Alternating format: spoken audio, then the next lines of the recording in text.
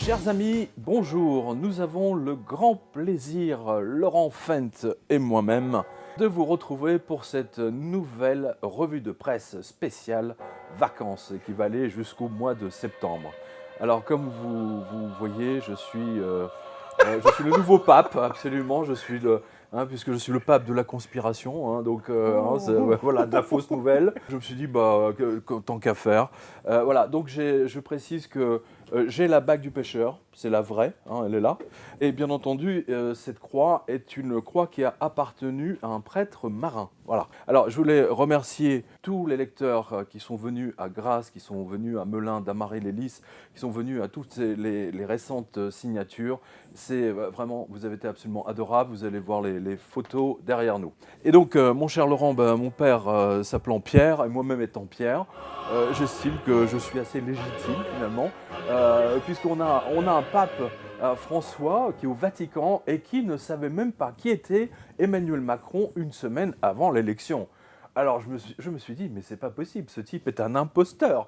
Emmanuel Macron a été le grand miracle de la France. Il a sauvé le monde, il va nous sauver du réchauffement climatique, bien entendu. Et donc je me suis dit, il manque quand même quelque chose à son curriculum vitae, à Emmanuel Macron. Il lui manque d'être canonisé. Parce que vraiment, il a tous les bienfaits, les médias nous l'ont présenté, nous l'ont vendu comme quasiment le grand monarque. Jupiter, Jupiter, Zeus, Napoléon. Jupiter, voilà. Donc lui, c'est un dieu grec. Je suis le descendant de Pierre, comme on dit. Pierre II, voilà. Non mais c'est vrai, les statues de Saint-Pierre, il fait ça, les deux doigts. Il a les deux clés. Et donc, vous savez que pour canoniser un futur saint, il doit faire un miracle. Et alors là, Emmanuel Macron... Il en a accompli plein. Mais il en a fait plein de miracles. Il en a fait plein. Alors, je vais vous en donner quelques-uns. Et rien que pour ça, officiellement, moi, Pierre II, je canonise Emmanuel Macron. Je le canonise parce qu'il nous a fait plein de miracles. Des miracles tellement extraordinaires. Jusqu'au bout. Mais maintenant, votre responsabilité, c'est d'aller partout en France pour le porter et pour gagner. Ce que je veux, c'est que vous, partout, vous alliez le faire gagner parce que c'est notre projet. Déjà, il a éliminé Najat Belkacem. Déjà, rien que ça, c'est un miracle. Ensuite, il a éliminé Myriam El Khomri, la ministre la plus détestée des Français. Et remarquez bien, cher lecteur, qu'il n'a pas mis le mouvement En Marche, et ils n'ont pas mis un candidat ou une candidate En Marche en face de Madame El Khomri. Ça n'a pas empêché de se faire éliminer. Alors ensuite, il y a Jean-Christophe Cambadélis. Amen. Jean-Christophe Cambadélis, il est mouru, voilà. Vous savez, le Parti Socialiste qui a vidé les poches en compagnie de M. François Hollande et surtout d'un homme qui s'appelle Christian Eckert, donc le secrétaire au budget, au ministre du budget. Alors, merci aussi pour l'humiliation de Manuel Valls. Ça aussi, c'est un autre miracle, qui est désormais considéré comme un tricheur. Chaque soirée électorale a sa part de tension, d'énervement. Ce qu'il faut attendre, c'est simplement que la démocratie s'exprime. Ça s'est jamais vu en France. Moi, j'ai pas le souvenir d'avoir vu une telle révolte. Je sais pas ce que tu en penses, mais... De toute façon, les présidentielles, les législatives, tout. J'ai jamais vu ça. C'est incroyable, incroyable. Donc, Manuel Valls, gros tricheur. Ensuite, l'élimination de Cécile Duflot et Emmanuel Cos. Encore, il nous a fait plein de miracles, Emmanuel Macron. Voilà, donc on aura un Saint Emmanuel, Saint Macron. Plus de gauche. Voilà, au centre, il est au centre, tout va bien. Alors, merci aussi pour l'élimination de Marisol Touraine, la ministre hallucinée. Non, parce que elle, c'est franchement extraordinaire. Alors, merci également pour l'élimination de Nathalie Kosciusko-Morizet, la poupée gonflable du 0,01% de la population. Et surtout, muse de Jean-Jacques Bourdin. Ben oui, elle était invitée toutes les heures, presque toutes les demi-heures sur BFM-VC. Je crois qu'à peu près tous les 3 ou 4 jours, elle était invitée par Bourdin à 8h30. C'était sa muse. Oui, voilà, il avait le béguin pour elle, manifestement. Mais ça n'a pas marché. Comme quoi, on peut passer 20 000 fois sur BFM et se faire rétamer, quoi. Ça aussi, c'est un miracle, finalement. Saint Macron. Ça, je le bénis. Voilà. Alors, merci pour l'élimination de David Douillet. Lui, il a jamais su Jamais qu'il rien. était député. C'est vraiment, non mais il était drôle. Là, il a jamais compris qu'il était député, lui. Hein. Il était un peu perdu. Alors, surtout, merci pour l'élimination de Benoît Hamon, de Patrick Menucci, de Mathias Fekl, d'Elisabeth Guigou, de Christian Eckert, secrétaire d'État au budget, qui a ruiné les Français pendant 5 ans. Laurent, il a obtenu 9,49%. Christian Eckert, c'est l'illustration parfaite du mec. Tu sais, ces expérimentations, on leur dit vous allez leur injecter du 220 volts et puis ensuite on va monter. Oui, Hein, c'est voilà, Christian Eckert, c'est ça quoi. Et puis il s'est jamais arrêté. Hein. Lui, il a fait que monter les impôts, il a électrocuté les Français, il leur a vidé les poches, enfoiré. Bien fait pour toi, Christian Eckert, tu iras brûler en enfer. Alors ensuite, merci. Ah oui, mon cher Laurent. Merci pour l'élimination d'Aurélie Filippetti. Aurélie Filippetti, oui, c'est qui c'est. C'est une ex-muse de Strauss-Kahn, et surtout la ministre de la Culture, la plus nulle que la France n'ait jamais connue, et qui m'a d'ailleurs... elle m'a bloqué sur Twitter, j'ai jamais compris, parce que je n'ai pas le souvenir de l'avoir insulté ou quoi que ce soit. C'est ton aura Saint-Luminaire. Ouais, non, voilà, vraiment. Non, mais être censuré, être bloqué par une ancienne ministre de la Culture, c'est finalement un honneur. Hein, je sais pas ce que tu en penses, mais alors là, c'est quand même incroyable, quoi. Je n'en reviens pas. Bref, au moins, cher Emmanuel Macron, Saint Macron, hein, votre élection a des conséquences radicales et imprévues. L'élimination définitive du Parti socialiste français de la scène politique. Les guillotineurs ont été guillotinés. Saint Emmanuel Macron, merci. Vous avez votre place au ciel, ça y est, avec Madame Brigitte. Hein, on la béatifie, Brigitte? On peut. Allez. On n'est plus à ça près. Hein. Brigitte Macron, vous êtes béatifiée. Voilà. Allons-y. Désormais, toutes les prières que vous ferez, vous serez exaucées. Et chers spectateurs, chers auditeurs, chers lecteurs, désormais, Pierre II vous le dit, vous pouvez prier Emmanuel Macron, Saint Macron. Vous pouvez le prier, il répondra lui-même à vos prières. D'ailleurs, on l'a vu à la télévision, il répond lui-même au téléphone à l'Élysée. Non, mais c'est vrai, je l'ai vu. Non, mais c'est étonnant. Donc, nos amitiés à ce nouveau saint. Hein, d'ailleurs, c'est rare qu'un saint devienne saint de son vivant. Oui, c'est exceptionnel. C'est unique même dans les annales. En tout cas, les Français, en septembre-octobre, vont voir la politique d'Emmanuel Macron. Donc là, je pense qu'il va falloir beaucoup prier. Et il y avait cette chanson des Charlots. Je ne sais pas si tu te souviens de ça. Merci patron. Sur le blog. Merci patron, c'était génial. Merci patron, merci patron, merci patron, merci patron. Quel plaisir de travailler pour vous, on est heureux comme des fous. Ce que vous faites ici-bas, un jour Dieu vous le rendra. Alors on peut la décliner en merci Macron. Merci Macron pour cette élimination. Voilà, et j'en profite pour l'occasion, je bénis tous nos auditeurs, tous nos lecteurs. Voilà, Pierre II vous le dit. Et d'ailleurs, de toute façon, le vrai pape, c'est moi, hein, par définition, puisqu'on a un imposteur, il ne connaissait pas Macron, hein, François, et en plus, il nous dit d'accueillir des migrants chez nous. Donc, je ne sais pas, c'est un pape catholique qui dit d'accueillir des musulmans chez lui, enfin, chez eux, enfin, je ne sais pas, il y a quelque chose qui ne va pas. Donc, je vais m'installer en Avignon en attendant de récupérer ma place au Vatican. Eh bien, maintenant, nous allons parler de l'Apocalypse, et en précisément... Sans transition. Sans transition. Bah oui, Pierre II, hein, c'est celui qui termine... Ah oui, c'est le dernier. Voilà. Pierre II, c'est lui qui était... Alors, donc, nous allons parler de l'Apocalypse bancaire. Et mon cher Laurent, tu l'as vu, vous l'avez tous vu, et c'était annoncé. Hein. J'en parle là, pour le coup, de ces deux banques italiennes, j'en parle depuis maintenant 1 an et demi, 2 ans à peu près. Eh bien, ça y est, elles sont mourues. Mais avant d'attaquer les banques italiennes, il y a eu quand même 5 ou 6 banques mortes au cours de ces 10 derniers jours, c'est quand même énorme. BFM nous dit que tout va bien. Cette nouvelle n'existe pas. Rien d'étonnant. Nous allons revenir avec Laurent sur la Barclays Bank. L'information que Laurent va vous donner, eh bien, elle illustre notre travail depuis 9 ans maintenant. Ouais. Et ça vous montre à quel point les banques ont escroqué tout le monde, les journalistes, les médias, la Banque Centrale Européenne, les politiques, mais surtout, qu'est-ce qu'elles nous disent, toutes ces faillites bancaires? Et que les stress tests, Tu te souviens des stress Oui, tests les fameux. hein, les fameux stress tests. Nous avons passé le stress. Ah ouais. On a passé le stress, on peut résister à tout. Et résultat des courses, 1 an et demi après, 2 ans, on apprend qu'en fait, Tout est elles sont maquillé. en faillite, que les comptes étaient maquillés, qu'elles sont rachetées pour 1 euro symbolique. Non mais c'est absolument énorme. Avec l'argent des prend- contribuables, bien On évidemment. vous prend pour des crétins. Mais si. Et surtout un en particulier, Nicolas Bozo, pardon. Il y a un clown qui s'appelle Bozo, je Oui, crois. tout à fait. Nicolas Bozo qui officie sur BFM-VC. Voilà. On bénit les journalistes de BFM-VC. Pierre de béni. Voilà, je vous envoie à l'Apocalypse directement dans la rédaction.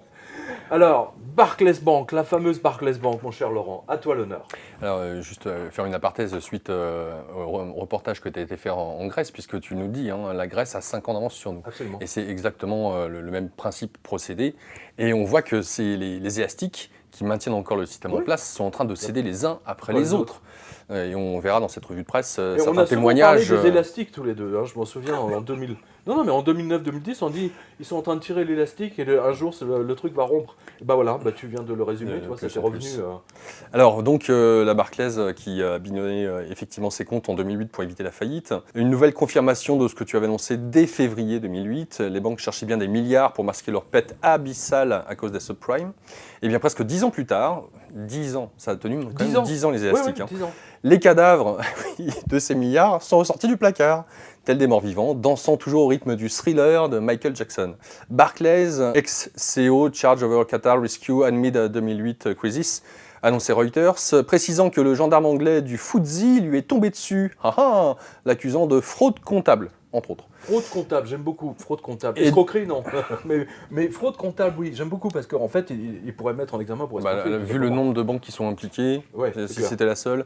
Et dire qu'à l'époque, en 2008, c'est toi, Pierre, qu'on accusait d'être conspirationniste, ce dont le journal Le Monde m'accuse toujours, comme vous le savez, à l'heure actuelle, avec leur fameux site. Les gendarmes british du Serious Fraud Office, c'est le gag, le bureau de la fraude sérieuse. Le bureau de la fraude sérieuse. Ça s'appelle comme ça. Oui.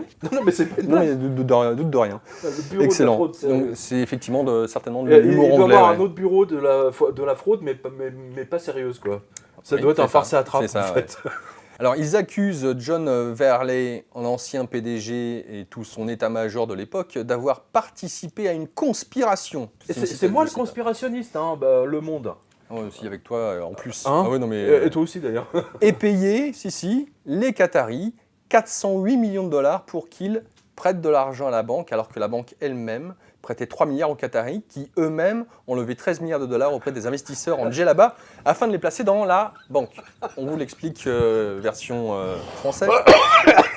Oh, le délire. Ouais, t'as relu plusieurs fois hein, toi-même pour comprendre le Non, je process, l'ai hein. relu plusieurs fois parce que j'étais pas sûr de... Comme quoi, J'ai dit, mais les mecs, attends, c'est quand même vicieux. Hein. Ils sont Ouais. quand même extraordinairement vicieux, hein, les banquiers musulmans là, du Qatari. Là. Non, j'aime bien parce que les musulmans nous disent, oui, les emprunts... comment ça s'appelle là, les emprunts charia ou je sais pas quoi, là, sans intérêt, je sais pas quoi, enfin la banque islamique, etc. Bah, la banque islamique, parce que là, les Qataris, bonjour l'escroquerie, quoi, bonjour l'embrouille. Hein, voilà. alors, on vous allez voir explique un la petit suite, peu. c'est énorme. Alors donc on vous la refait, mais cette fois Ouais, bien normal. dans l'ordre. Hein, voilà. Donc qu'est-ce qui se passe? En 2008, la Barclays a un trou de plusieurs milliards dans ses comptes, l'obligeant à se mettre immédiatement en faillite. Deuxième point. La Barclays appelle une grosse huile du gouvernement qatari pour la sauver moyennant un gros bakshish. Bakshish, hein, j'insiste sur ce terme, bakshish. Ouais. Pas pot de vin, parce que pot de vin c'est catholique, et bakshish c'est musulman. C'est pas pareil. C'est pas pareil. Troisième point. L'huile, la fameuse huile qatari en question, demande 408 millions de dollars pour ses services à la banque et ses montages. Quatrième point, pour justifier son bakshish, Bakshish. l'huile en question arrange un prêt de 3 milliards de dollars fait par la banque. En faillite, mais elle n'a plus un rond en caisse. Voilà, les zéros, mais elle arrive quand même à prêter 3 milliards, très fort. Alors donc, la fameuse huile arrange un prêt de 3 milliards à l'État du Qatar pour son développement. Trop fort. En même temps, la fameuse huile qatari fait un levé de fonds parmi les riches du pays, donc des privés, Tout ça en même temps, parce que sinon Pour- ça marche pas. pour amasser 13 milliards à mettre dans la Barclays. Sixième point, ce qui veut dire le Qatar s'est prêté lui-même une partie de l'argent des privés qataris Absolument. qui est allé dans la Barclays. La Barclays, grâce aux 13 moins 1 milliard, donc 10 milliards, peut répondre à ses obligations et n'est pas obligée de se déclarer en faillite. Donc, 8e point, le tour est joué, la confiance rétablie de Justesse et Barclay à des nouveaux actionnaires.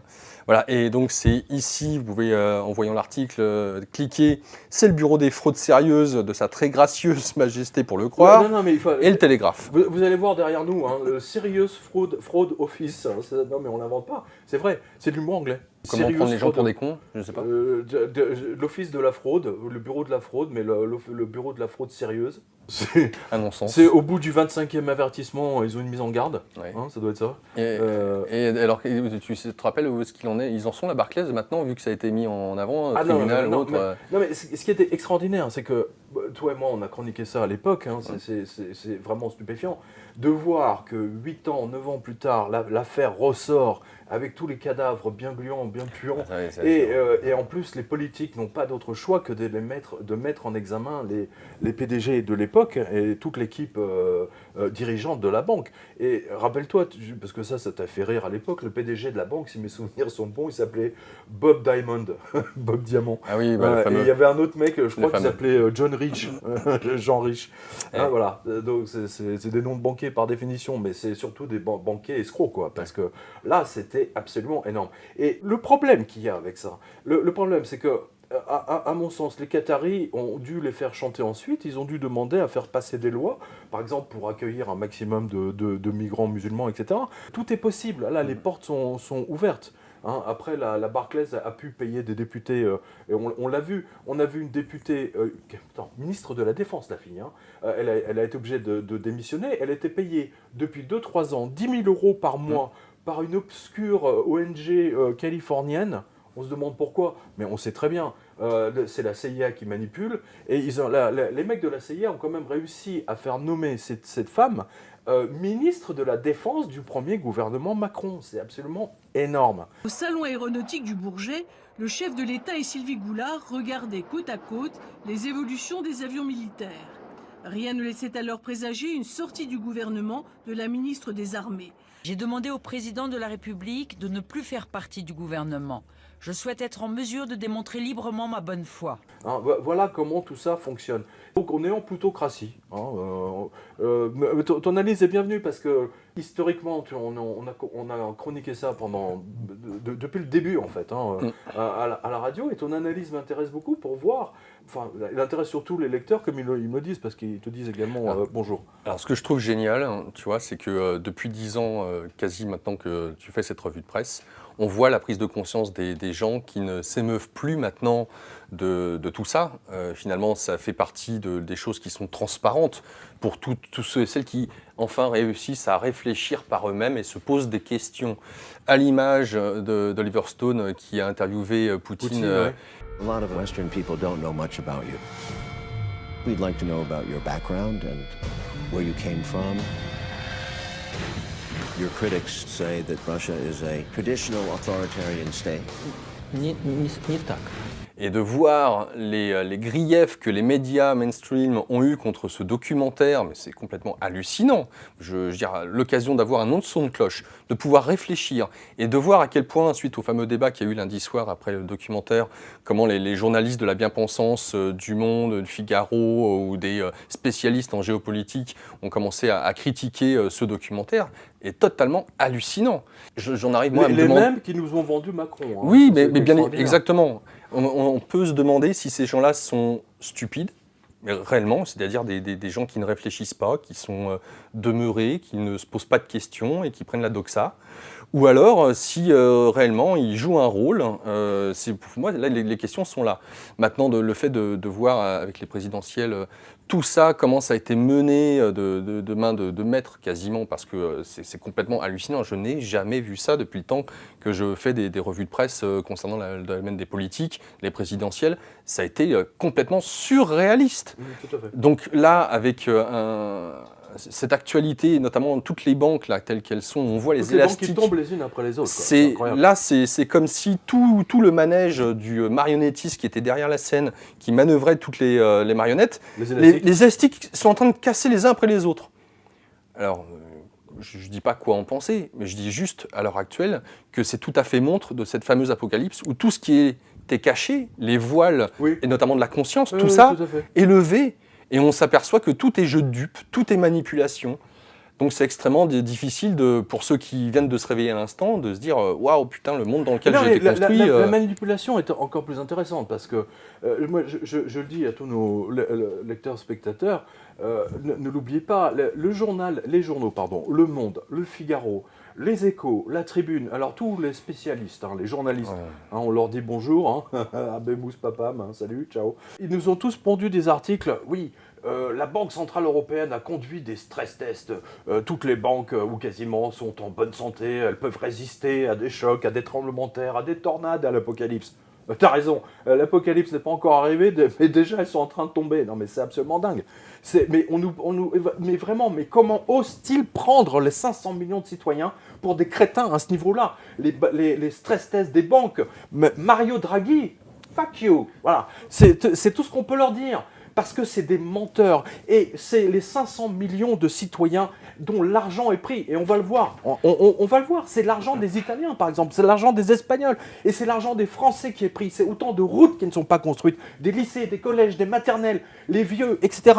Tout ça pour sauver ces putains de banques. Mais c'est dingue. Mais c'est complètement fou. Et on voit ça. Mais en plus, il y a une accélération. Quoi. Oui. Mais d'ailleurs, il y a deux témoignages dans ta revue de presse qui, à mon sens, sont importants. Il y a celui de Arnaud. Oui, on va revenir sur Bernard Arnault. Et le deuxième, puisque tu parles de Draghi, qui est allé faire une conférence, je ne sais plus dans quel pays, en Estonie, qui dit clairement les choses. Même ceux qui sont représentants de tout ce système avouent, ou alors s'ils ne le sont pas représentants, des gens qui sont des fortunes françaises, qui disent clairement que tout est en train de s'écrouler et que tout va clasher. Oui. Voilà. Alors justement, jeudi dernier, j'avais mis à jour la revue de presse en disant... les deux banques italiennes de la Veneto, là, dont je parle régulièrement, elles sont à racheter pour 1 euro symbolique. Hein. Non, mais tu imagines, tu vois, des grandes banques italiennes que tu rachètes pour 1 euro symbolique. Mais en fait, c'est même pas 1 euro symbolique, c'est 50 centimes. C'est déjà rien que ça. Bref, les banquiers donc ont pris le contrôle de l'Europe, tout simplement. Témoin, la mise en faillite de la Banca Popolare di Vicenza et de la Veneto Banca. Donc l'historique sur la revue de presse. Ce vendredi à 17h, pourquoi à 17h? Oui, même le chat s'en plaint, oui. À 17h, afin que personne ne puisse réagir. Pourquoi à 17h? Parce que, pour le principe, moi je rappelle que le général de Gaulle avait lui aussi nationalisé les banques un vendredi à 17h par une loi votée à l'Assemblée afin que les banquiers ne puissent pas réagir. Mais là, on frise la mascarade, puisque Pier Carlo Padoan, ministre des Finances italien, a passé un texte ce dimanche pour que le peuple italien se retrouve avec l'intégralité des 17 milliards d'euros de déficit de ces deux banques pourries à payer de leur poche. Voilà. Et quand je dis italien, nous, on va payer aussi. Mais bien sûr, on va y payer.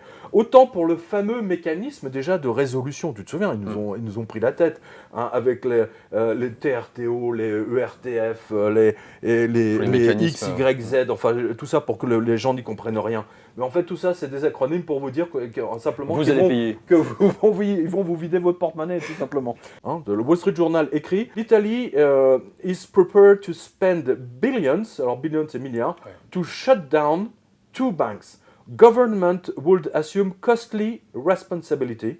Donc costly c'est cher, responsibility, voilà, pour liquider le porte-monnaie toxique des banques. Voilà. Donc les Italiens vont payer l'escroquerie des dirigeants des deux banques en faillite. 17 milliards. Attends, c'est le budget du ministère de la Défense, de tous les militaires, des gendarmes, des marins, des pilotes, de l'armée de l'air italienne. C'est tout le ministère de la Défense, c'est dingue. Et on voit bien à quel point la Grèce a servi d'expérience, de test, comme avec Chypre, pour voir comment petit à petit ils allaient placer leur pion. Donc ça se joue très bien. Ce qui est encore plus fou, c'est que, et ça, les journalistes vous en parlent pas, toute autre entreprise qui fait faillite, alors je sais pas, on va dire Alstom, on va dire les grandes entreprises là en Lorraine, etc., à coût de 5000 personnes jetées dehors parce que l'entreprise a fait faillite. C'est curieux, là l'État n'intervient pas pour sauver, jamais. Voilà, on vous dit non, surtout pas, non, surtout pas, c'est les lois européennes. Mais en revanche, pour nationaliser les banques, pas de problème. Ils ont vraiment aucun problème. Voilà, en juste quelques semaines, on a vu 5 banques européennes tomber. Et encore, peut-être qu'il m'en manque une. Une espagnole, 2 italiennes et 2 saint-mariniennes. À part ça, tout va bien. Voilà, tout va bien. Pax, hein, la paix règne sur la terre. Aidez-nous, Et surtout luminaire. Voilà, il faudrait que tu fasses une prière à Saint-Pierre, justement, puisque profites-en, il est là. Et BFM-VC, bien entendu, Tout va bien. n'en a pas soufflé mot. Hein, Madame la marquise. L'esprit ne souffle pas sur BFM. Non, Excellent. passe à côté. Voilà, il passe à côté. Alors là, c'est pour le coup, c'est nos amis de Zero Hedge qui disent Italy may have just killed any hope. Alors, hope, c'est l'espoir. L'Union bancaire européenne, quand elle a sauvé ces deux banques, et les nouvelles régulations bancaires européennes ne sont rien de plus qu'une mascarade. Voilà ce que dit Zero Hedge. C'est ce qu'a écrit aussi le Wall Street Journal entre les lignes et d'autres. Merci voilà. l'Europe. Merci l'Europe, merci les banquiers, hein, voilà. Merci Mario Draghi. Merci Fuck you. Macron. Hein, voilà. On n'a jamais vu un pape dire pardon, j'ai été très vulgaire. Hein, pardonnez, mes enfants, pardonnez-moi. Pardonnez-vous. Pardonnez-moi. Et en plus, ce qui est dingue, c'est que ce que j'avais exposé jeudi, c'est passé le jour d'après. Tu vois, c'est à 17h, le mec, il ferme. Ouais, C'est ouais, terminé. logique. Donc, chers lecteurs, chers spectateurs, votre mise en esclavage n'est plus très loin maintenant. C'est une question de semaine. Parce que s'il y a autant de banques italiennes qui tombent, autant de banques espagnoles qui tombent, moi, j'aimerais pas être dans les comptes des banques françaises. Parce que les banques françaises, elles sont pas mieux que ça. Hein. Un exemple, la banque postale. Avant, la banque postale, vous mettiez les chèques dans une enveloppe T. Hein, T, on n'a pas besoin d'affranchir, et il y a l'adresse dessus. Maintenant, c'est terminé. La banque postale a supprimé. Maintenant, vous mettez ça dans une enveloppe, vous mettez le timbre vous-même et vous l'envoyez. Et si ça arrive, vous avez du bol. Hein, parce qu'ils ont aussi privatisé la poste, hein, en grande partie. Voilà. Bref, les banques ont volé la démocratie comme elles ont volé les élections françaises. Merci à BFM Drahi et BVA Sondage. Et donc, merci Saint Emmanuel Macron qui a fait un grand miracle aussi, puisqu'il s'est fait élire président de la République. Hein. Bah oui, il faut dire ce qui est. Justement, alors ça, c'est une nouvelle pour toi, parce que là, tu vas apprécier forcément. Hein, puisque avec toutes ces montagnes de planches à billets, qui a créé, comme vous le savez, les taux négatifs, hein, un non-sens. Hein, c'est comme si on vous disait une non-couleur. Hein. On connaît le blanc et on connaît le noir, le vert, le rouge, etc. Mais la non-couleur, on ne connaît pas. Bah là, les taux négatifs, c'est une non-couleur. Ça n'existe pas et pourtant, ça existe. Ouais, c'est donc lié avec le Libor. À tous les lecteurs qui ont un prêt en cours, une banque condamnée pour refus d'appliquer le taux négatif Libor BCE. Combien de fois on en a parlé?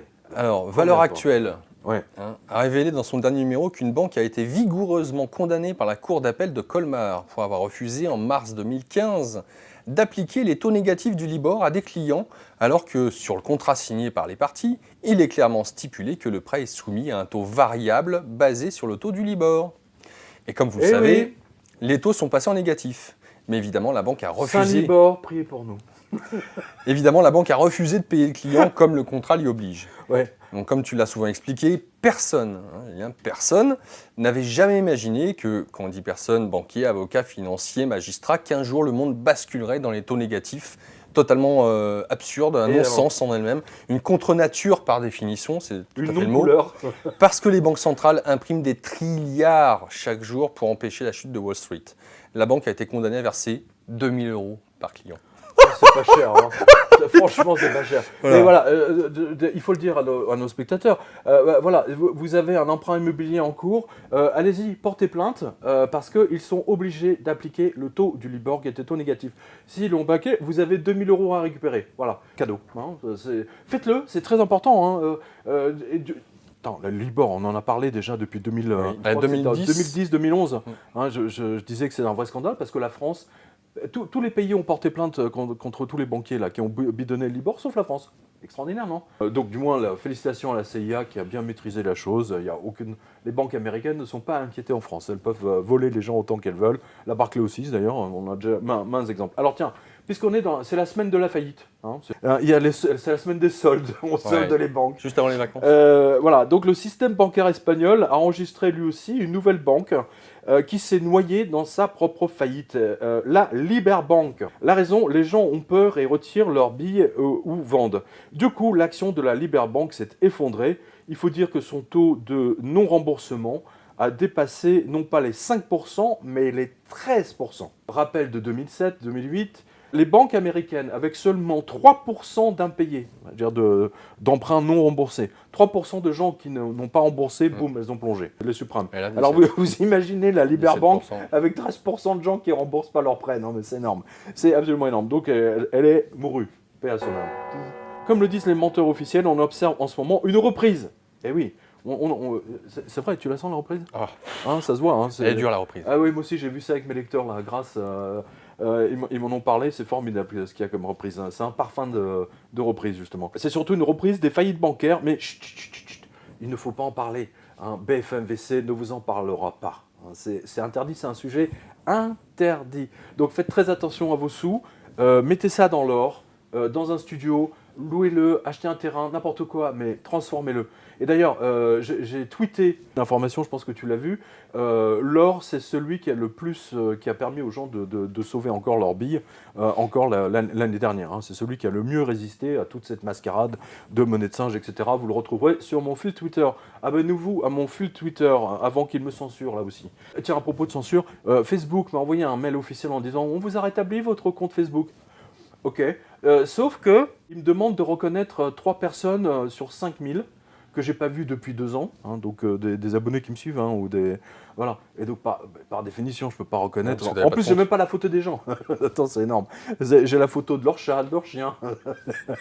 C'est vraiment Facebook France, enfoiré de censeurs, c'est incroyable. Ensuite, une autre banque espagnole, à toi, mon cher Laurent. Hein, voilà, ça me rappelle un roman espagnol, hein, tu sais, en fait, ça me fait penser à ça, tu sais, nous on est là, on pourfend les banques, hein, et c'est du vent, tu sais, c'est des moulins à planche à billets. Ouais, tu veux dire si tu vois ce que je veux dire. Le conte de Don Quichotte. La panique qui a saisi tout le gouvernement espagnol et le comité exécutif de la BCE les a poussés à trancher le nœud gordien. La Banco Popular a été vendue en l'espace de 5 minutes pour €1 symbolique à la Banco Santander, elle-même en faillite. Ouais, donc une banque en faillite qui rachète une autre banque en faillite, c'est magnifique. C'est une banque qui se porte très bien. C'est ce qu'il faut en conclure. Hein, donc tout va bien. On peut se marrer. Si vous avez un compte à la Banque Santander, à votre place, je serais prudent quand même. Hein. L'action de la Popular est tombée à 32 centimes. Une chute similaire à celle de l'action de la Montepaschi. Avant les vautours américains de BlackRock, ils se sont retirés en catastrophe de la banque, tout comme le CIC Crédit Mutuel. La technique appliquée ici est la même que celle pour les banques régionales américaines en faillite. La banque d'en face, qui est encore debout, prend son contrôle. Ici, une banque moyennement en faillite a ingéré une banque en totale faillite. Mais j'aime bien parce qu'il y a différentes graduations. Ouais, dans la faillite, ouais. Il te reste combien? 1 euro et toi 30 centimes. Okay. Et du coup, la Santander cherche désespérément, donc celle qui a racheté, hein, cherche désespérément 7 milliards d'euros. Pour se recapitaliser. Les mecs, ils sont là au feu rouge, tu sais. T'as pas 7 milliards. Pour se recapitaliser. Je veux rentrer chez moi. Je veux recapitaliser ma banque, tu vois. Donc, ça te rappelle, Saint-Pierre, que l'année 2008, toutes les banques cherchaient des milliards en même temps pour se capitaliser, donc toujours le même effet. C'est en effet la super reprise, hein, comme l'explique le clown Dozo sur BFM Menteur. Le clown Bozo, ouais. On va le voir à l'écran, le clown Bozo, il existe. Hein. Et ce n'est pas fini, puisque selon François Villeroy de Gallo, gouverneur de la Banque de France, qui ne sert plus à rien. D'ailleurs, la Banque de France est en train de vendre toutes les banques de France en France, par définition. Non, mais je veux dire, tous ces superbes hôtels particuliers, c'est magnifique. Hein, tu vas dans les petites villes, tu sais, c'est là où ils gardaient l'or à l'époque. Hein. Voilà, tout ça est en vente. Donc, si vous voulez acheter la Banque de France, voilà, vous pouvez, pour certains d'entre nos lecteurs, vous pouvez vous offrir une banque. Alors, l'avantage d'acheter une Banque de France en vente, c'est que vous avez les coffres en bas, dans la cave. Eh ouais, attention.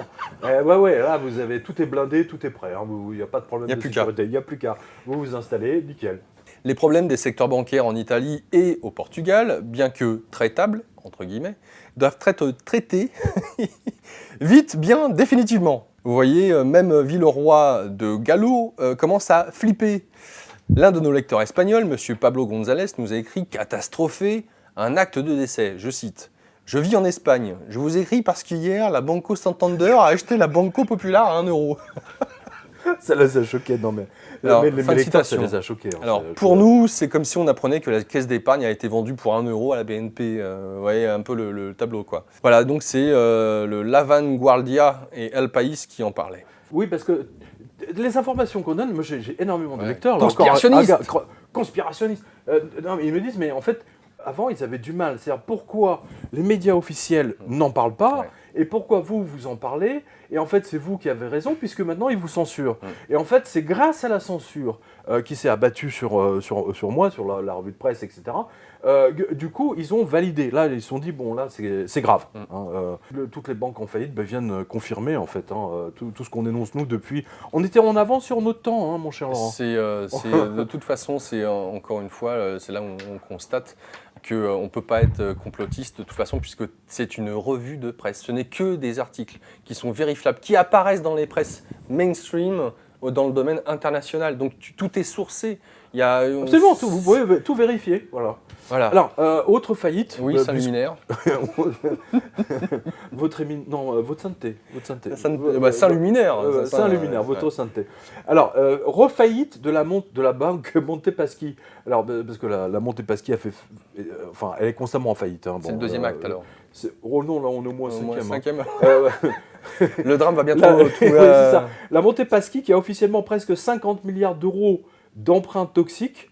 Donc, qu'est-ce que ça veut dire? Ça veut dire qu'ils ne sont pas remboursés par les gens. Voilà. Elle cherche, elle aussi, quelques milliards 7 et de préférence 15, et plus si affinité, pour se recapitaliser. Le problème, c'est qu'en fait, Rome, le gouvernement italien est extrêmement embêté, parce qu'avec toutes les banques italiennes qui font faillite, les mecs, ils sont en train de prendre l'argent du peuple pour sauver les banquiers.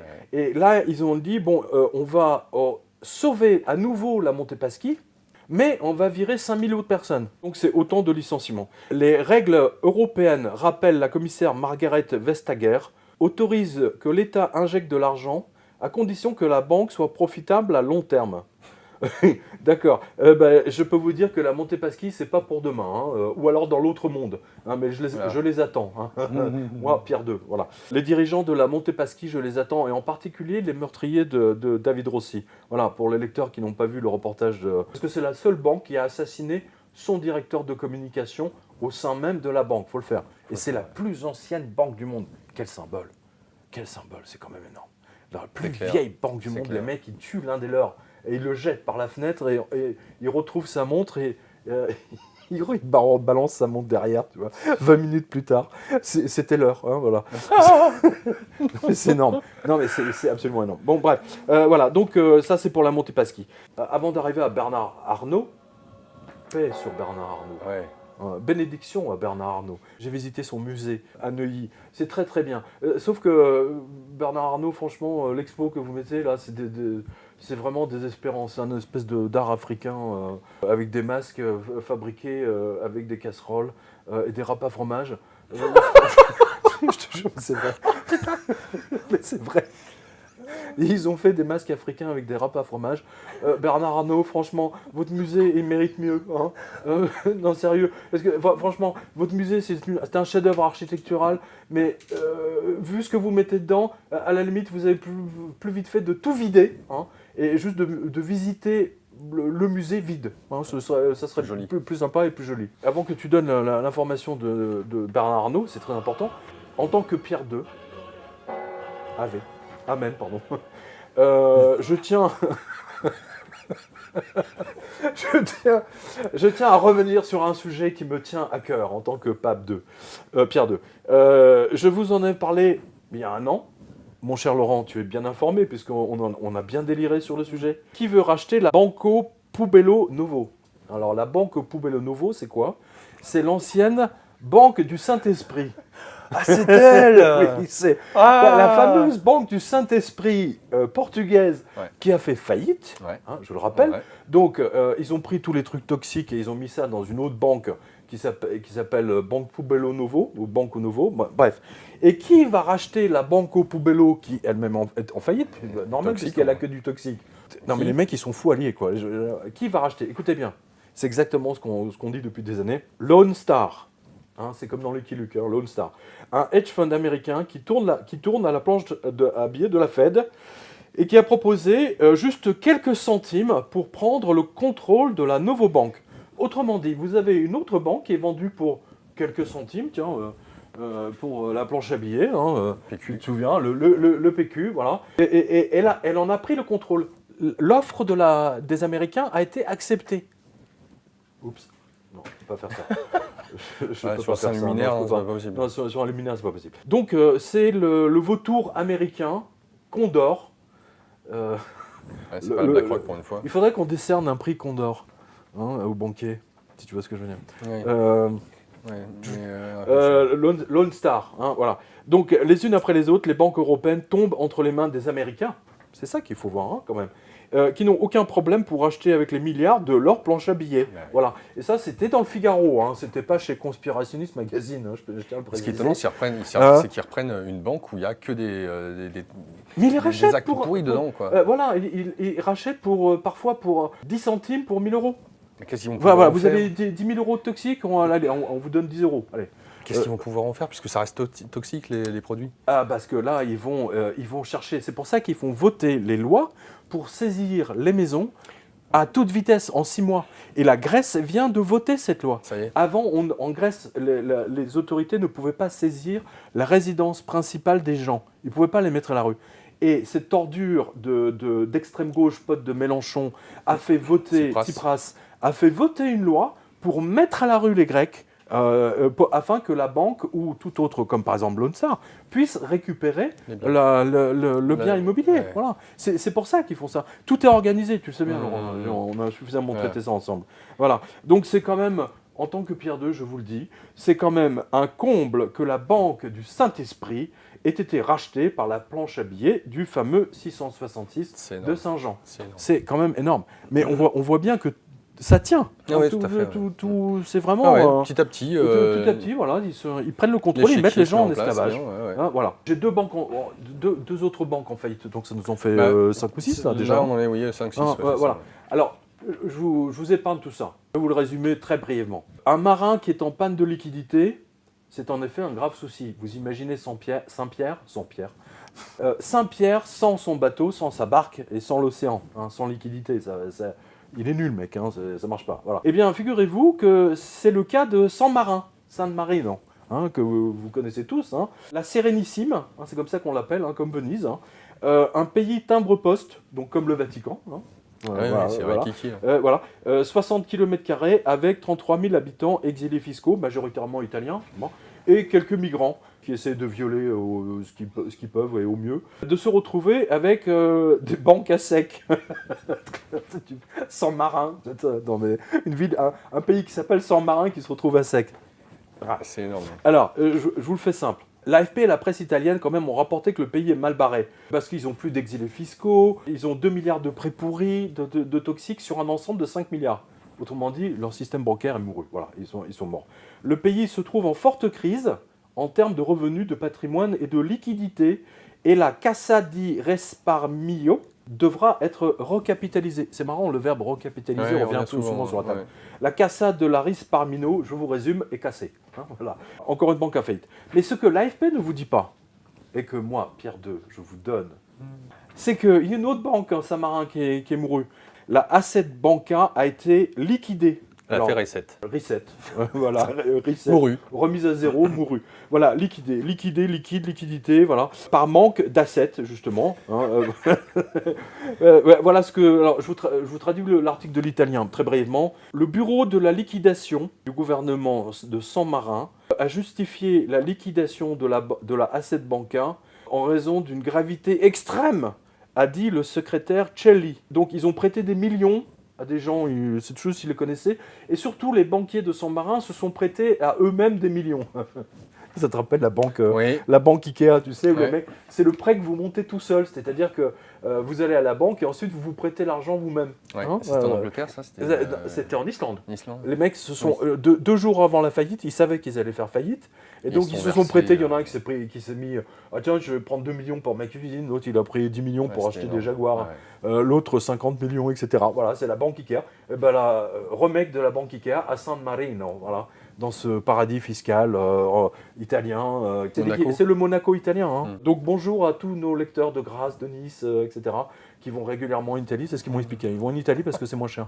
Ils vont faire leurs courses là-bas et tout. Si vous ne nous croyez pas, eh bien vous avez le lien sur Libertas San Marino. Ça ne s'invente pas, ça. Libérer Saint-Marin. Voilà, libérer Saint-Marin. Eh bien écoutez, nos bénédictions à tous les exilés fiscaux de Saint-Marin et paix à l'âme de leur banque. Bah oui, c'est comme ça quand on fonctionne. Quand les banquiers se payent 200 millions par an, Bah, c'est sûr que c'est l'argent qui venait du compte, il est pas venu du ciel, hein. Lol.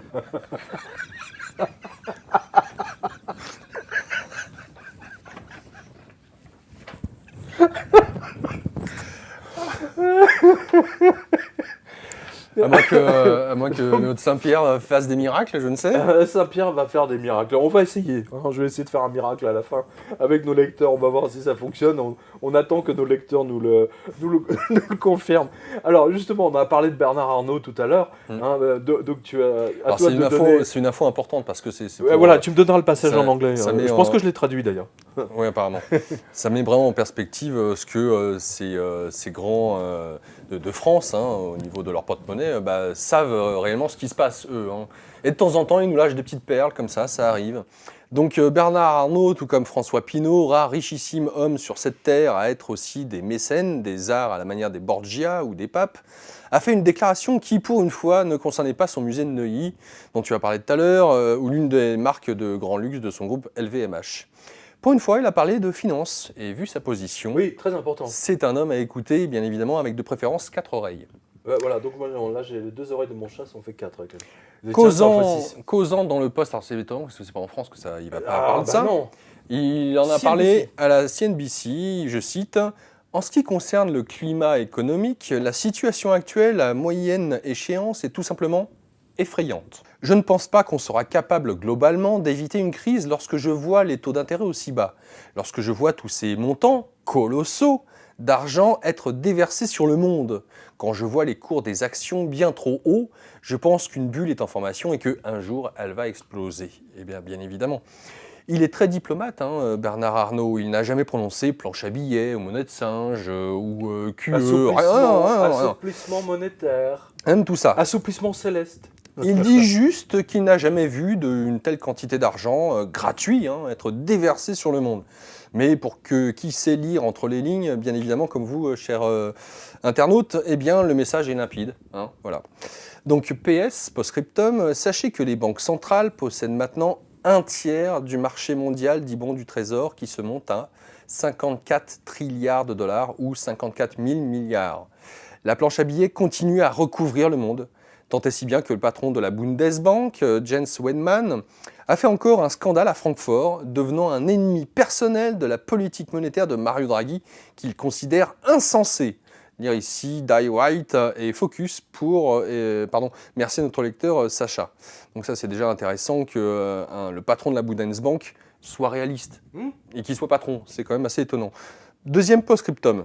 L'Argentine, qui a fait défaut sur sa dette au moins 10 fois, ou 150 ans, a réussi à lancer un nouveau bon du trésor. Incroyable mais vrai, oui, mais sur 100 ans. Oui, c'est un bon, c'est un BOND. Ça va faire un grand saut, je pense.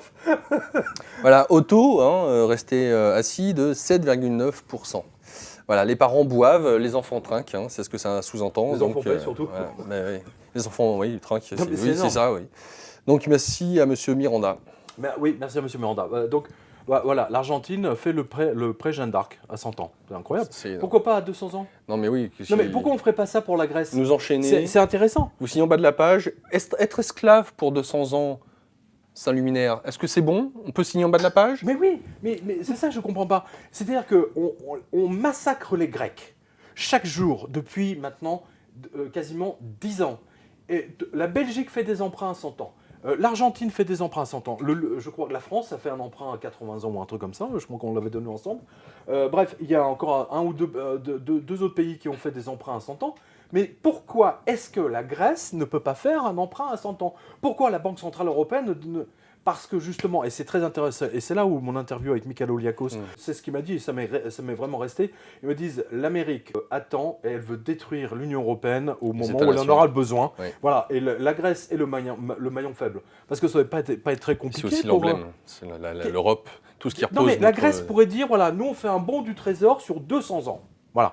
Et les seuls qui peuvent souscrire à ce bon du trésor sur 200 ans, c'est la Belgique, les États-Unis, le Japon, etc. Que des pays. Et on rembourse les autres pays sur 200 ans. Et la situation de la Grèce pourrait être sauvée. Pas du tout. Pas du tout. La preuve, c'est que même l'Argentine peut faire un prêt à 100 ans et pas la Grèce. Donc il y a bien une volonté de la destruction de la Grèce et derrière ça, la destruction des Européens. et en particulier de la France. N'oublie pas, c'est une information que j'avais donnée avec toi très peu de temps avant que la radio ici et maintenant décide de tout arrêter, etc. C'est que à l'époque, le ministre allemand a dit « Je veux que les Français entendent les cris de souffrance des Grecs ». Pour rester dans la ligne, pour obéir à la Bundesbank et surtout, bien entendu, à la Banque Centrale Européenne. Voilà. Donc, je tiens à préciser que c'est une situation absolument scandaleuse. Et ils iront tous brûler en enfer. C'est ma volonté. Dieu reconnaîtra les siens. Exactement. Voilà. Nous allons faire une pause. Alléluia. Nous allons vous passer... Vous allez voir une pause de le Gloria j'allais dire de Vivendi. De Vivaldi. C'est la lumière lui crame la tête. Là. Le Gloria de Vivendi. Ah non, trop fort. Le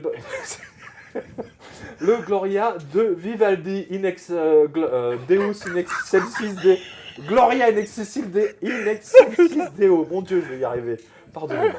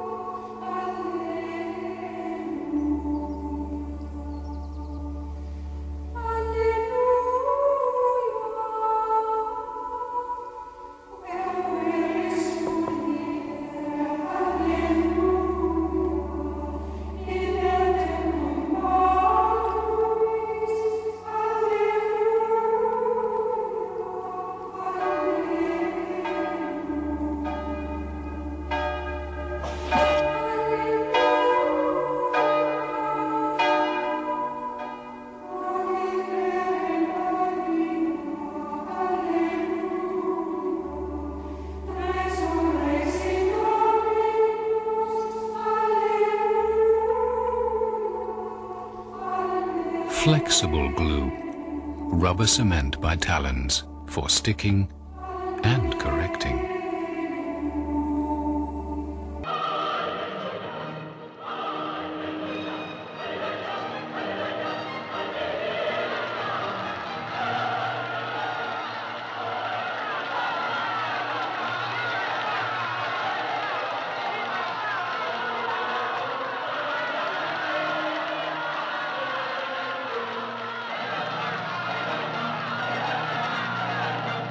Et nous voici donc pour cette deuxième partie de cette revue de presse internationale avec Pierre Jovanovic et notre invité, moi-même, Laurent Fent. Avec Pierre Jovanovic, aujourd'hui Pierre, la sainteté Pierre II, le saint luminaire. Le pape Pierre II. qui vous donne ses bénédictions, notamment vis-à-vis des pauvres, parce que, figurez-vous, que la France ne s'enrichit que d'une chose, de pauvres. C'est un pays très catholique, finalement. On n'a que ça, des pauvres. Savoir souffrir. Dommage, car on devrait les rentrer dans le PIB.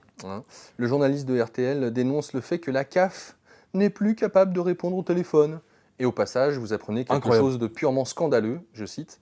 En 2016, ce sont près de 700 000 personnes supplémentaires qui ont été enregistrées sur l'ensemble du territoire, soit un bon record de 6,2% selon un bilan dévoilé mardi 20 juin par la CAF. En tout, 12 500 000 Français sont allocataires, touchent au moins une prestation de la branche famille de la sécurité sociale, ce qui représente 32 millions de personnes couvertes, soit un Français sur deux. C'est dingue. Voilà, donc un Français sur deux vit des subsides de l'État.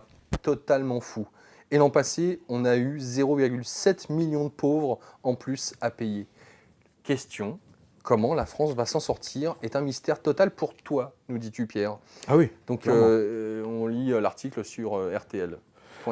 Oui, alors c'est intéressant parce que la seule chose dont on s'enrichit, effectivement, la France en ce moment, c'est des pauvres. Voilà, on a de plus en plus de pauvres. C'est complètement fou. Et alors, à propos du PIB, puisque tu en as parlé, l'un de nos lecteurs, allez sur quotidien.com, hein, vous allez retrouver tout ça, bien entendu. Notre lecteur Jean, il nous dit, on lit souvent que la France est endettée à hauteur de 100% de son PIB. C'est comme, il dit, c'est comme comparer des choux et des carottes. Il faut briser cette comparaison qui induit tout le monde en erreur. Voilà. Parce qu'en fait, il dit, la dette de l'État ne se calcule pas que sur les revenus de l'État, mais pas sur son PIB, pardon. Il dit, c'est quoi les revenus de l'État? Je suis en train de perdre ma calotte. Eh bien, 95% de ces revenus, c'est tout simplement ses recettes fiscales, c'est-à-dire 292 milliards d'euros en 2016. Donc vous avez un lien, c'est comptepublic.fr, etc., budget de l'État, vous avez le lien. Et en fait, lui, il dit, notre lecteur Jean, il dit, eh bien, la dette de l'État français, c'est 753%. 80% de ses revenus, c'est tout simplement ses recettes fiscales. Et donc, l'État français est endetté à 753% de ses revenus, puisque la dette est de 2200 milliards d'euros sur 292 milliards de revenus fiscaux annuels, soit 7 années et demie de la totalité des revenus de l'État. Voilà, 30% des revenus sur 25 ans. Voilà, c'est la dette de l'État français aujourd'hui. C'est absolument gigantesque. C'est surréaliste, quoi. On peut pas. Et l'État, non mais attends, il y a mieux que ça. La France ne rembourse que 10% chaque année. C'est le service de la dette. Et chaque année, l'État dépense plus qu'il ne gagne. Donc, l'État emprunte encore plus pour payer les remboursements, etc., etc. C'est comme si j'allais à la banque chaque année, nous dit-il, pour demander un prêt de 15 000 euros qui me servirait uniquement à rembourser le prêt de 375 000 euros. Ça ne va pas être possible longtemps. Mais si, en fait, techniquement, c'est ce que fait tout le système bancaire depuis 2007-2008. C'est une espèce de cavalerie à coups de planche à billets. C'est l'exemple que je donne très souvent. Vous jouez au Monopoly, on a tous joué au Monopoly, et à un moment donné, il n'y a plus d'argent en caisse. Eh bien, il y a un joueur qui, lui, a la planche à billets, et il imprime de l'argent, et il rachète tout le reste, et les autres ne peuvent rien faire. Voilà. C'est la triste réalité. Sauf que tout ceci est destiné à l'explosion totale. Peu importe l'endettement, de toute façon, on sait que les jeux sont faits. Ça, c'est clair, net et précis. Tiens, je vous donne 2 exemples. Regarde bien. Manurin. Tout le monde connaît Manurin. C'est les revolvers, les munitions, etc. La France ne fabrique plus ses armes, ni ses munitions. C'est la volonté de Bruxelles, et précisément de Washington, afin de désarmer le pays, lui ôter toute capacité de résistance, afin qu'il soit incapable de refabriquer quoi que ce soit pour se défendre. C'est un morceau de plus dans le puzzle européen que Bruxelles a réussi à poser de manière brillante. Mais ces 190 salariés vont en payer l'addition. Alors, je vous lis l'Alsace, Monsieur Materne nous a envoyé. Manurin en procédure de sauvegarde. Confronté à une baisse de 50% de son chiffre d'affaires, l'entreprise mulhousienne a annoncé une perte de 12 millions en 2016 et son placement en procédure de sauvegarde. Le Manurin risque de disparaître, donc il n'y aura plus de fabrique de munitions, etc. Et Manurin, c'est également un fabricant de... je pense que c'est le même, c'est un fabricant surtout de revolvers qui avait équipé la police nationale pendant très longtemps. Et vous avez vu que l'armée française, maintenant, on fabrique même plus nos propres mitrailleurs, fusils mitrailleurs, puisque maintenant, c'est des fusils allemands qui équipent les soldats que vous voyez dans les aéroports, les gares et dans la rue. Voilà. Et après Manurin, on a autre chose. Tiens, mon cher Laurent, c'est à toi de nous le donner. Là aussi, ça rejoint ce dont on avait parlé tous les deux il y a 4-5 ans. Je me souviens, j'avais fait une conférence à Lyon il y a 5 ans avec Soral, justement, sur les bouchers qui sont attaqués, qui sont volés. Les mecs braquent des boucheries, c'est complètement énorme. Et ben, regardez, voilà, on a une nouvelle intéressante. Les gens n'ont plus d'argent ni pour acheter de la viande, et ils n'achètent même plus de pain, de brioche, de croissants, et ainsi de suite. Voilà, c'est 10%, c'est tous ces pauvres dont on a parlé tout à l'heure, qui ne peuvent plus aller chez le boulanger. Et le boulanger, lui, il a 10-15% de son chiffre en moins, qui lui permettait de gagner un peu d'argent ou d'avoir la tête hors de l'eau. Vous allez voir ce que ça donne. Les boulangers au bord de la faillite, voilà, après les pharmacies qui tombent comme des mouches, voici le tour des boulangers. Selon Altares, dans le secteur agroalimentaire, 1/3 des sociétés placées en liquidation ou en redressement judiciaire au premier trimestre 2017 sont des boulangeries-pâtisseries, rien que ça. Ouais. Avec 367 entreprises touchées, ce chiffre est en hausse de 15% et au plus haut depuis 2013. Alors même que le nombre total de défaillances a baissé de 4% en France entre janvier et mars. Depuis 4 ans, près de 1200 boulangeries défaillent entre guillemets chaque année, sur un total de quelques 32 000 établissements en 2016. Je cite, Il s'agit de structures essentiellement indépendantes de petite taille, dont près l'une sur deux est âgée de moins de 6 ans, analyse Thierry Millon, directeur des études chez Altares. Pourquoi maintenant et pas avant? Les hypermarchés existaient déjà. Oui. Et ce n'est pas pour autant que les boulangers se retrouvaient, sans On est mauvais d'accord. jeu de mots, dans le pétrin. Il faut avoir évidemment du côté des charges salariales qui ont tellement augmenté que ceux qui étaient tout juste à l'équilibre ont fini par couler. Lire ici donc des commentaires d'égalité et réconciliation avec vidéo. Merci à Eros. Voilà, donc toutes mes félicitations à François Hollande, au Parti Socialiste, à Aurélie Filippetti et surtout à Christian Eckert, hein, celui qui a dépouillé les Français et qui a été éliminé à la... Et franchement, je m'en félicite. En tant que Saint-Pierre, hein, successeur de Saint-Pierre sur le trône de Saint-Pierre, eh bien, monsieur Eckert, vous n'entrerez pas au paradis, je vous le garantis. Je vous en donne ma garantie personnelle. Je serai aux portes et je ne vous laisserai pas entrer. Vous pourrirez en enfer. Voilà. Ça, c'est pour Eckert, enfoiré. Non, mais c'est vrai. Alors, tiens, alors, puisqu'on parle des boulangeries et dans le pétrin, alors là, c'est intéressant, c'est la caisse d'épargne. Vous savez, celle qui vous empêche de retirer vos économies de votre compte. Eh bien, elle a été mise en examen, pour avoir fermé les yeux sur une grande escroquerie à la Ponzi. Tiens, elle a permis à 2 escrocs, ayant abusé 2 investisseurs en France, d'effectuer pour 13 millions d'euros de virements vers Hong Kong et Bali. Donc déjà, tu fais un virement à Bali, tu vois, de 200 millions, déjà ça pue. Enfin bon. Alors que leur société, Vive à la vie, alors c'est une société... C'est le gag, c'est aussi... C'est un gag, le mec, attends, Vive à la vie, Vive à la vie, bien sûr. Qui vire 200 millions à Bali, tu vois, déjà, c'est pas suspect. Ouais, non, enfoiré de caisse d'épargne. Alors, c'est une société de massage, tu ne crois pas?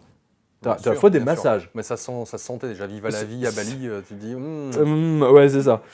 Donc, la société Vive à la vie n'avait pas pour objet la promotion immobilière, justement, à Bali ou à Hong Kong. Un peu comme si une auto-école encaissait soudain des chèques de plusieurs millions d'euros et les virait aussitôt aux Seychelles. Hein, c'est tout aussi logique. Oui, tout à fait. Hein, on passe son permis aux Seychelles, oui, c'est connu. Et puis, toi, quand tu veux faire des virements trop importants, on veut te demander la cause, la raison, c'est ça. l'argent, etc. Attends, l'autre jour, j'étais à la banque. Je déteste aller à la banque. Attends, j'étais obligé de faire un virement, je sais pas quoi, de 2000 euros. La bonne femme, elle me l'a pris la tête. Elle a fait de copie 20 fois du document que j'avais signé. C'est pour qui, c'est pourquoi. Mais je lui ai dit, mais attendez, voilà, c'est marqué acte terroriste. Tu vois. Et pendant ce temps-là, les enfoirés, les mêmes enfoirés de la BNP qui se sont pris de je sais pas combien d'amendes, là, encore récemment. J'en ai parlé dans une revue de presse précédente. Cela a permis à la caisse d'épargne de se prendre des commissions au passage. Oui, bah oui, du Forex, hein, bien entendu. Donc elle était très très contente, la caisse d'épargne, enfoirée. C'était l'AFP qui a reporté ça et vous l'avez vu dans toute la presse. Merci à notre lecteur, Corsair. Alors tiens, à ce propos, je ne sais pas si tu as vu ça, il y a un truc génial, je crois que c'est la banque LCL. Alors, il y a un chargé de compte, j'adore les mecs qui s'appellent « je suis chargé de compte à la banque », le mec qui se sent plus, tu vois. Chargé de compte, il a détourné, alors je crois qu'il a pris 300 000 euros ou 400 000 euros à sa cliente, ou à son client, parce qu'elle était raciste, sa cliente. La bonne excuse. Ah bah oui. La bonne excuse. Non mais je sais pas si tu réalises. Elle était raciste, c'est tout ce qu'il a trouvé pour se défendre. Ça me fait penser à tous ces Zoulous là, qui draguent les femmes dans les rues, dans le train, et les femmes ne répondent pas. Et donc tout de suite, ils les insultent. Ouais, t'es raciste, c'est pour ça que tu me parles pas, quoi. Voilà, l'autre là, il vient de lui voler, je sais pas combien, 300 000 euros. Ouais, non, mais elle est raciste. La bonne excuse. Ouais.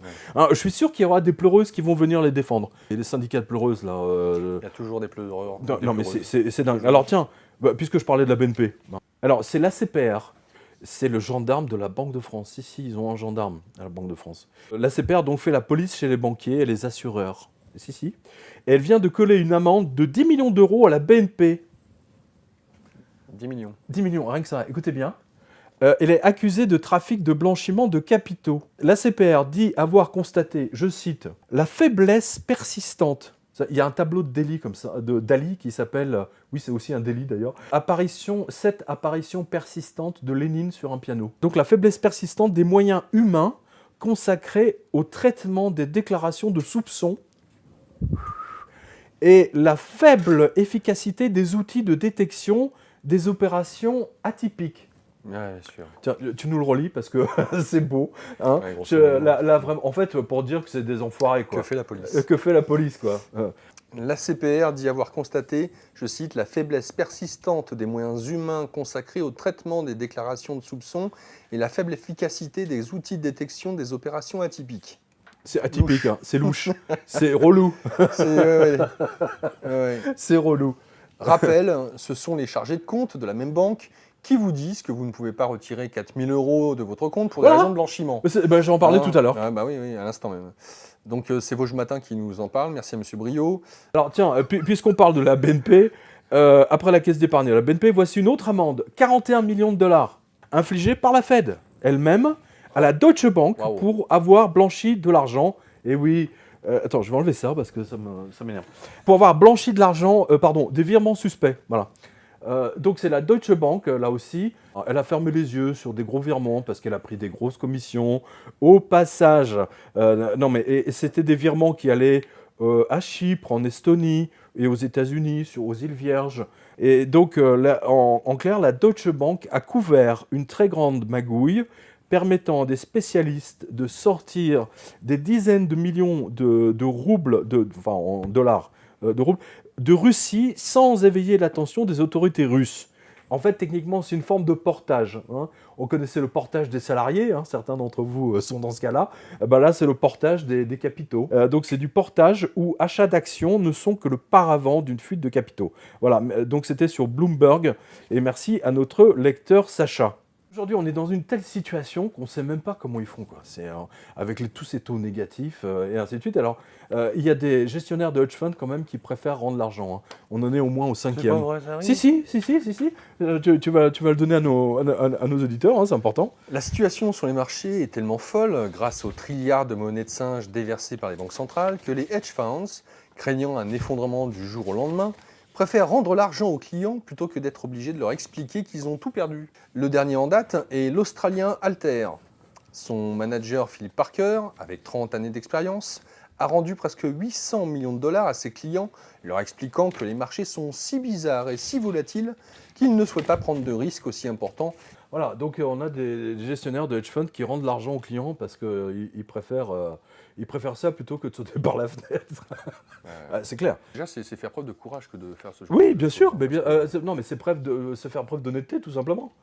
Oui, c'est un mot qu'ils ont oublié, les banquiers. Voilà. Les banquiers, ils ont oublié le mot honnêteté. Ça n'existe plus. C'est paradoxal parce que la Suisse, la fortune de la Suisse, par exemple, l'industrie de la banque suisse, elle s'est faite parce qu'ils ont inventé l'honnêteté, justement. Il y a plein de livres des années 50, 60, même 70, où on parle de l'absolue honnêteté, même trop parfois, des banquiers suisses qui refusaient justement de rendre l'argent à tous ceux qui l'avaient mis pendant la guerre, par exemple. Bonjour pour le récupérer. Bon, ceci ne nous regarde pas. Mais les banques centrales déversent tellement de milliards en ce moment sur les banques, comme on l'a vu, ils tiennent. Hein, ils rajoutent du truc dans l'élastique, mais bon... Avec le petit bras musclé. Oui, c'est ça. Alors, tiens, là, on a une information. Les banques centrales des États de monnaie de singe réunis, EMS donc, ont désormais dans leur bilan 18 000 milliards. 18 000 milliards de fausses monnaies, soit 18 trilliards de bons du trésor de divers pays. Il y a tant de zéros qu'on s'y perd. Néanmoins, sachez que c'est tout le PIB des États-Unis, si je ne me trompe pas. Voilà. Les banques centrales possèdent un tiers des 54 trilliards de tous les... Oui, bons du trésor, de la dette de tous les pays du monde. C'est hallucinant. Je veux dire, toutes les banques auraient dû faire faillite en 2008, et maintenant, la grosse explosion qui va arriver après, ça va être la fameuse bulle dont on parlait tout à l'heure. Mais de celle-là, on ne s'en remettrait pas. Ça, je peux vous le garantir. Et aucun gouvernement ne s'en remettra, et certainement pas celui d'Emmanuel Macron. Tiens, on a des nouvelles de Grèce, de l'INSEE grec, justement.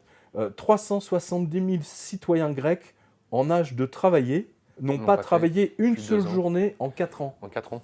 Alors c'est énorme parce que quand on sait que la population grecque est de 10 millions d'habitants, ce chiffre est tout simplement gigantesque. En 4 ans, pas une heure de travail. En 4 ans. C'est le résultat de 4 mémorandums, justement, mots cash-sexe, pour 4 plans d'austérité qui ont mis le pays à genoux. Voilà. Pour être encore plus précis sur le nombre total de chômeurs en Grèce, 70% d'entre eux n'ont pas travaillé au cours de l'année écoulée, donc l'année glissante, et 33,1% n'ont pas retrouvé du travail, même pas un seul travail, en 4 ans. C'est énorme. Tout va bien en Grèce. Merci Bruxelles, merci Francfort. C'est fascinant. C'est vraiment fascinant. Et alors, pour conclure, on a deux informations majeures. À toi l'honneur pour BFM, hein, parce qu'on ne peut pas... Je fais juste une parenthèse par rapport Oui. à la Grèce, quand on voit ce qu'est en train de faire Tsipras. Tsipras, on se rappelle, soutenu d'une manière très forte par Mélenchon à l'époque où il y a eu les élections présidentielles grecques, de voir comment Tsipras a baissé son froc, littéralement, et est rentré dans le jeu de T'es l'Europe. en Grèce, hein, en même temps. Salut, nos amis grecs. Ah, non, mais...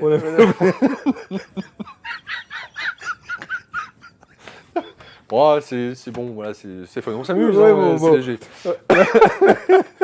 Donc c'est ça qui est totalement surréaliste. Et quand on voit Mélenchon qui se veut être le chantre... Qu'est-ce que j'ai rien dit là? Quand on voit Mélenchon qui se veut être le chancre des protections, du protectionnisme à la française, et qui pourtant veut rester dans l'Europe, c'est surréaliste. Donc voilà, c'était pour faire pour tous ceux qui croient encore en Mélenchon. Oui, on salue les supporters de Mélenchon via Monsieur Tsipras. Eux aussi, ils vont bientôt baisser leur froc, Ouais. ça c'est sûr. Donc le mensonge de BFM sur la reprise, démenti formel de la BCE, la crise continue. Alors oui, hein, donc mes chers lecteurs, nos chers lecteurs, BFM VC nous a encore expliqué pour la 8e fois en 9 ans que la reprise est bien là, si, hein, même dose qu'il a affirmé jeudi dernier, citant la Banque mondiale. Sauf que Mario Draghi a causé dans le poste lors Ouais. d'une grande réunion à Tallinn, ou Tallinn. Tallinn. Voilà, Tallinn. c'est en Estonie. Hein. Oui.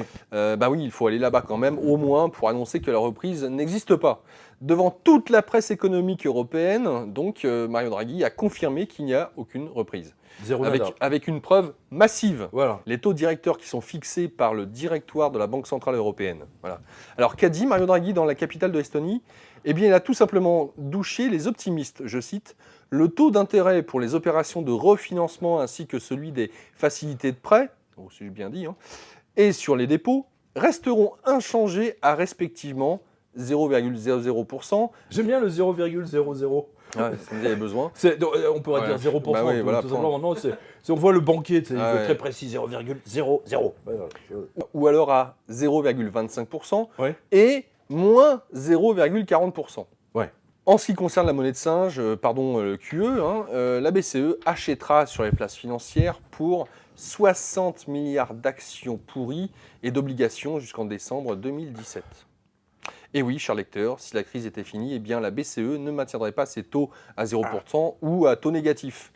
Cela veut dire qu'il n'y a personne pour acheter sur les places financières et que la BCE se substitue au public qui est fauché, afin que Wall Street ne s'effondre pas. Tout simplement. Voilà, tout simplement. D'ailleurs, la faillite de la Banco Popular, vendue pour 1 euro symbolique, mais si, On en parle à la tout à l'heure. Santander, tout à fait, elle-même en faillite, vous prouve que les choses se précipitent et surtout que personne n'est dupe. Non, mais là, on voit bien je veux dire, c'est moins 0,04%. Je veux dire, une banque centrale qui émet un taux négatif, c'est du délire. Là, on est dans le non-monde, dans le taux négatif. En fait, techniquement, ils sont en enfer. Ils sont en enfer. Oui. Ils vont rendre... Tu te souviens, on avait dit en 2008-2009, ils vont rendre tout l'argent. Eh bien, rendre tout l'argent, c'est ça, c'est les taux négatifs. Finalement, C'est bien vu. c'est bien vu. Ouais. Voilà. On est d'accord. Eh bien, justement, à propos de... Alors là, on s'adresse à nos lecteurs de Lille et de la région métropole européenne de Lille. Bénédiction sur vous de la part de Pierre II. Après un procès qui a duré et duré, donc la métropole européenne de Lille a été condamnée, donc je précise, ce sont les Lillois qui ont été condamnés, pas la banque, à payer 54 millions d'euros à la Royal Bank of Scotland, bang, qui lui avait collé des empreintes toxiques en 2007. Tu vois, on revient toujours à 2007, c'est incroyable. La Cour d'appel de Paris a estimé que Lille devait respecter le contrat, même si le contrat lui a vendu des produits bancaires pourris, toxiques, Incroyable. connus depuis 2008 comme étant l'une des plus Incroyable. grandes arnaques, escroqueries ouais. du siècle. Les magistrats ont eu à cœur de défendre le contrat plutôt que l'esprit qui régit le contrat. Et ça, c'est tout à fait scandaleux. Et d'ailleurs, ça serait intéressant d'avoir l'opinion de nos lecteurs spectateurs, parce qu'on a pas mal d'avocats, de juges, magistrats, etc. Parce que là, il y a quand même un problème, c'est au-delà du problème juridique, c'est un problème philosophique. C'est incroyable, c'est incroyable. Et pour finir, on va s'adresser à tous nos lecteurs qui sont à la retraite ou qui vont bientôt l'être. Bénédiction papale sur vous. Saint Macron va prendre 200 millions aux vieux. Voilà. Il a décidé. Il l'avait dit. Hein. Il avait dit.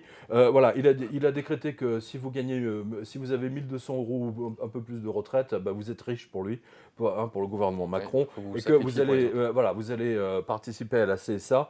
Et donc j'ai fait un calcul. Grosso modo, ça vous fera 400 à peu près, hein, 380 entre 380 et 400 € en moins par an. Ouais. Ah, vous voyez, les taux négatifs, ça marche aussi chez vous. Hein. Ouais. Et oui. Voilà. Donc Macron va s'attaquer aux vieux. Hein, donc c'est la méthode grecque. C'est la méthode grecque. En Grèce, ils avaient commencé à s'attaquer aux retraités. Voilà, donc bénédiction sur nos lecteurs de Lille et bénédiction sur tous nos autres lecteurs. Voilà. Mon cher Laurent, ainsi s'achève cette revue de presse. Alors, attention, vous avez plein d'autres informations sur quotidien.com. Il va de soi que dans nos vidéos, on ne peut pas traiter toutes les informations, c'est impossible. Sinon, on va se retrouver avec une vidéo de 4 heures. De 4 heures. Donc, tous les lundis, sur quotidien.com, vous avez la revue de presse. Alors, évidemment, en tant que Pierre II, eh bien, nous allons terminer cette revue de presse par une bénédiction, hein, ça va de soi. Alors, j'ai mon missel, un vrai missel, en or, comme vous pouvez le voir ici. Et, attention, c'est le missel des Saints Anges. Si. C'est rarissime, mais ça se trouve, regardez. Ouais, vous voyez, c'est imprimé à l'or. Donc vous voyez que l'or, c'est important même pour les anges. Et ici, vous voyez, missel des Saints Anges. Voilà, et ça a été imprimé à Tours il y a un peu plus d'une centaine. C'est magnifique.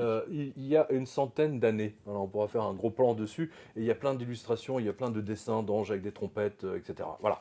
Alors, nous allons faire. Donc, nous allons demander à nos chers lecteurs de nous retrouver sur Twitter, hein, sur ton site. C'est quoi Immédiat. Immédiat. HYM. C'est toutdesuite.com. .media. Ouais, il n'y a même pas de .com, c'est HYM.media. Voilà. Toutdesuite.com, immédiat.com. Et non, sur mon Twitter. .media. Alors, sur le Twitter, donc Pierre Jovanovic, sur quotidien.com. Et vous le savez, donc le 2 octobre, c'est la fête des Saints Anges Gardiens. Hein, voilà.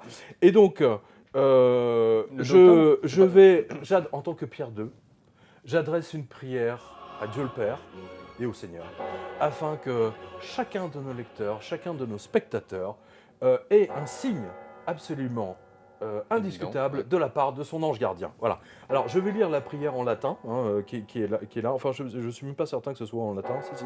Voilà. Donc, c'est la prière du 2 octobre, mais on est un peu en avance. Hein, c'est bientôt. Voilà. Ô Dieu, qui par une providence ineffable, daignez envoyer vos saints anges pour garder vous, chers lecteurs, chers spectateurs, accordez-leur la grâce d'être toujours sous votre protection et de jouir éternellement de leur société, par notre Seigneur Jésus-Christ. Amen. Et je vais le faire en latin, parce qu'il parle latin là aussi, donc voilà. Alors c'est un graduel. Hein. Angelis suit mandavit de te, ut custudiant te in omnibus. Donc ça c'est Macron, hein, c'est les bus. Omnibus vis tuis in manibus, encore Macron, portabunt te ne umquam offendas at lapidem pedem tum. Voilà. Alors, graduel, donc Dieu a commandé à ses anges de veiller sur vous et de vous garder dans toutes vos voies. Ils vous porteront entre leurs mains, de peur que vous ne heurtiez votre pied contre la pierre. C'est beau. Et là, en tant que Saint-Pierre, Pierre II, je demande aux anges d'enlever les pierres de votre chemin. Soyez bénis. Amen. Sois bénis tous. La classe. Hein, soyez bénis tous. Amen. À bientôt. Abemus papam. Bienvenue dans l'Apocalypse. À bientôt. À bientôt.